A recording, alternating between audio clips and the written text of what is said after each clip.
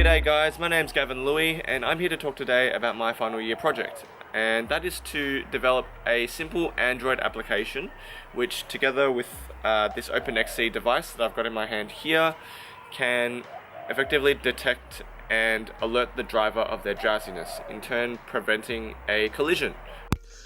Drowsiness refers to the psychophysiological state in which an individual begins to feel sleepy, and it contributes to many vehicle collisions worldwide. Based on the 1998 edition of Vic Road's Road Accident Facts Victoria, around 30% of severe single-car crashes and 20% of generally fatal road accidents were a result of sleepiness at the wheel. Additionally, it's been shown by the Adelaide Centre for Sleep Research that an individual who avoids sleep for about 17 hours essentially doubles their risk of being in a collision, in comparison to somebody who isn't tired at all. Although these reports are quite old, drowsiness is still a significant cause of collisions even today. So that's why the motivation behind this project is to provide a relatively easy method of reducing the number of collisions caused due to drowsiness. So the OpenXC cross-chasm device used in this project is one of several open source devices used to access various sets of data from the vehicle, which includes the steering wheel angle, accelerator pedal, vehicle speed, and many others. And it does so by plugging straight into the OBD2 port of the vehicle, and it deciphers the car's CAN messages and displays it on your smartphone. The CAN, or Controller Area Network, can be thought of as the vehicle's central nervous system, which allows all the electronic control units to efficiently communicate with one another. Each sensor component will have their own respective ECU to send data to. For example, data about the steering wheel, such as its angle, will be reported to the power steering ECU. Hence, the OpenXC module takes advantage of this and reads data straight from the CAN bus via the OBD2 port and displays it on your smartphone. While the firmware of the device is optimized for Ford vehicles, it is also possible to create basic firmware for vehicles of other manufacturers.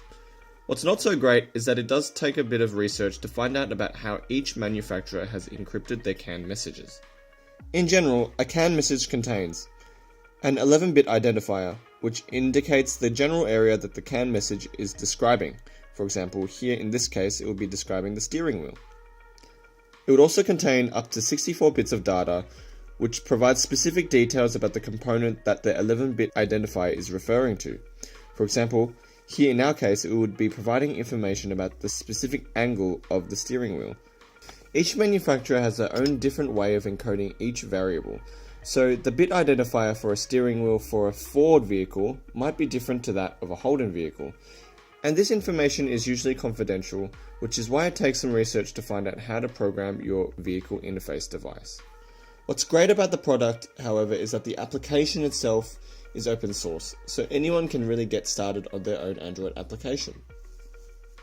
My application was based off the results of past experiments by a number of researchers, mainly from Azim Eskandarian and Ali Mortazavi, who wanted to identify the driving patterns of drowsy drivers. During their research, they found that there was a really strong relationship between the steering wheel and drowsiness. Hence, they were able to develop a mathematical model that could correctly guess whether the driver was drowsy around 80 to 90% of the time using just the steering wheel. First, they pre-processed the steering data by using a mathematical method known as empirical mode decomposition to filter out the curve of the road, so it would be as if they were driving on a straight road, and so that the experimenters could see their corrections clearly. They would then analyze this straightened steering data and determine whether the driver was drowsy or not based on the following conditions. Phase 1. Experimenters said that drowsy drivers tended to have a high change in steering wheel angle in their attempt to correct their own driving. Phase 2. The steering wheel angle would remain fairly constant for a long time, suggesting that they would eventually veer to the side and crash.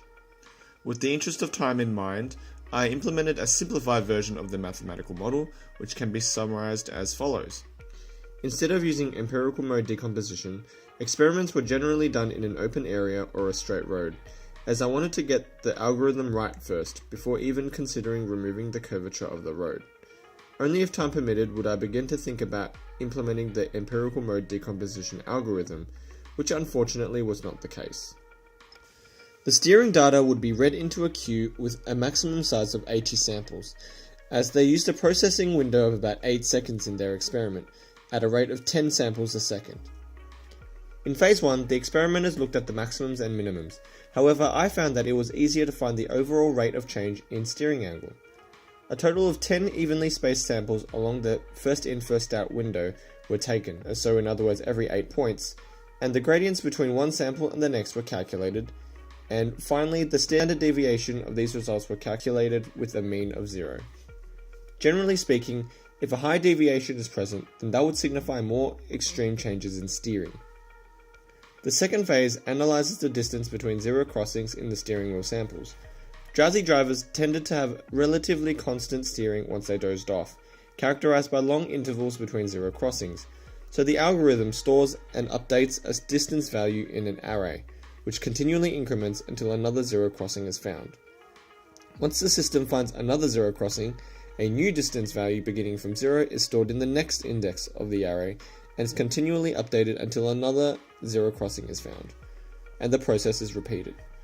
Once again, the standard deviation of this array of distances was calculated, where a higher deviation suggested a higher likelihood that the driver has dozed off. My app continually reads the steering wheel data and checks for behavior suggested by either phase 1 or 2, sounding a small beep to warn the driver if either one of them is present.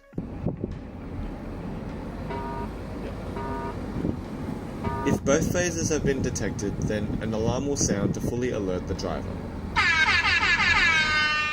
Although still a little bit buggy, my application generally works, but the accuracy no doubt needs some improvement. Currently, the implemented algorithm is only based on the steering wheel, but the experimenters also mentioned that the accelerator pedal plays a role as well, although not as significant. Furthermore, the experimenters filtered out the curve of the road using empirical mode decomposition, whereas my application has just really been tested on straight or open roads. What was surprising was that when using the standard deviation thresholds from the experiments, which were 2 and 15 for phases 1 and 2 respectively, it would take an extreme amount of turning to exceed the deviation threshold of 15 for zero crossings. Hence, this was eventually lowered to 8, as I felt that it more accurately represented the pattern of a drowsy driver.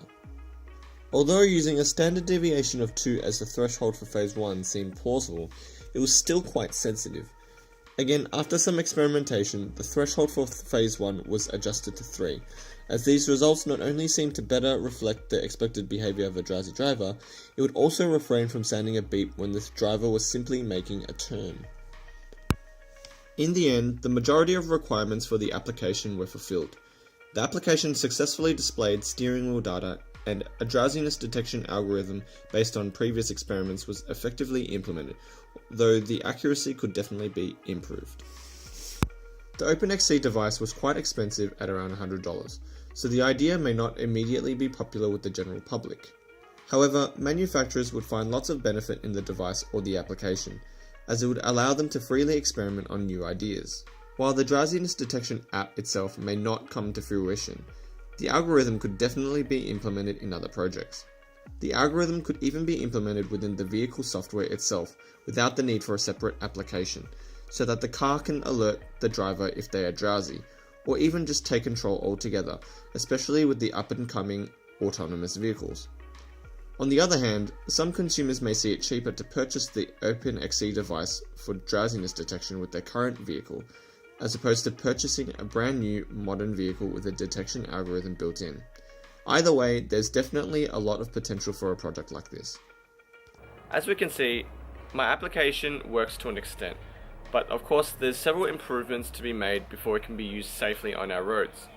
The beauty of it is that OpenXC is open source, so the algorithms used in my project can be used or built upon in other projects. My name's Gavin, thank you for listening to my project, and drive safely.